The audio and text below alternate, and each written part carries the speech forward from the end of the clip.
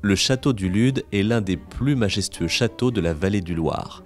10 siècles d'histoire sont inscrits dans ses murs, ce qui en fait un témoin de l'évolution de l'architecture française depuis le Moyen-Âge jusqu'au XIXe siècle. On sait qu'il y avait déjà un château au Xe siècle. Il était en bois, donc forcément il n'en reste rien.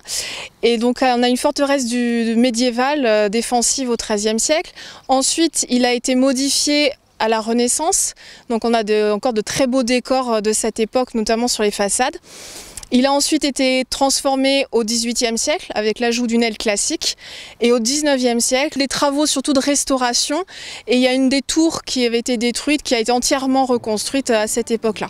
Après les seigneurs angevins au Moyen-Âge, puis les Daillon de la Renaissance au XVIIe siècle, c'est aujourd'hui la famille de Nicolaï, descendant de la famille de Talouette, qui occupe encore aujourd'hui les murs du château, et ce depuis 1751.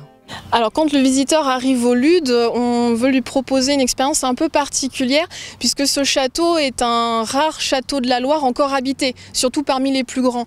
Donc c'est vrai que quand on y entre, il y a une ambiance assez originale, on va dire, pour un château. Tout est entièrement meublé et on sent que les pièces sont fonctionnelles, que la famille y passe régulièrement. On a encore des portraits de famille récents, des photos dans certaines pièces. Et voilà, c'est une ambiance chaleureuse, accueillante. On aurait presque envie de se mettre dans les fauteuils et de profiter de ces pièces pour la journée. C'est ce qu'ont pu faire Louis XIII, Henri IV ou la reine-mère Élisabeth d'Angleterre. Il compte parmi les hôtes de marque du château. Ce dernier est cependant ouvert à la visite pour un public certes moins prestigieux, mais néanmoins curieux de découvrir des pièces remarquables, comme le cabinet de peinture daté du XVIe siècle. Avec des fresques qui ont été redécouvertes au XIXe et qui on doit aux élèves de l'école de Raphaël. Donc c'est vraiment une des pièces maîtresses de ce château. On a également l'Ange du Lude, qui est une statue de bronze du XVe siècle, au pied de l'escalier d'honneur dans la tour nord. Voilà, ce sont vraiment ces deux éléments, je dirais, qui sont les plus marquants, avec aussi la façade Renaissance et son décor à médaillons. Le château du Lude est également entouré de jardins sur 8 hectares. Chacun a son caractère. Le jardin de l'Éperon abrite un labyrinthe de buis et une roseraie.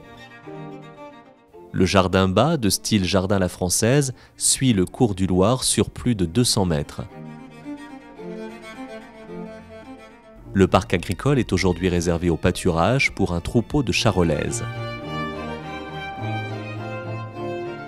Petit et intime, le jardin de la Source est agrémenté d'éléments décoratifs comme ce kiosque.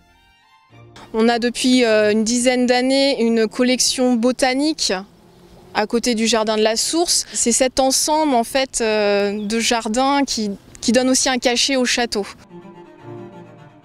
La visite se termine par le bâtiment des communs qui comprend notamment les écuries et la sellerie. Il abrite une collection de calèches.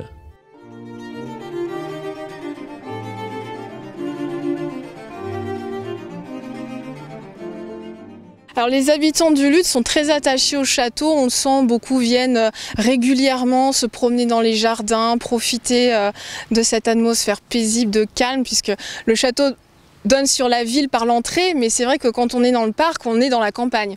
On a une partie boisée avec un parc qui est très très agréable et les propriétaires, monsieur et madame de Nicolaï, sont très intégrés dans la vie locale puisqu'ils habitent au château, ils sont ludois à part entière et du coup voilà, il y a un attachement réciproque entre les Ludois, les habitants du château et ce château qui leur appartient un peu puisqu'il appartient à notre patrimoine.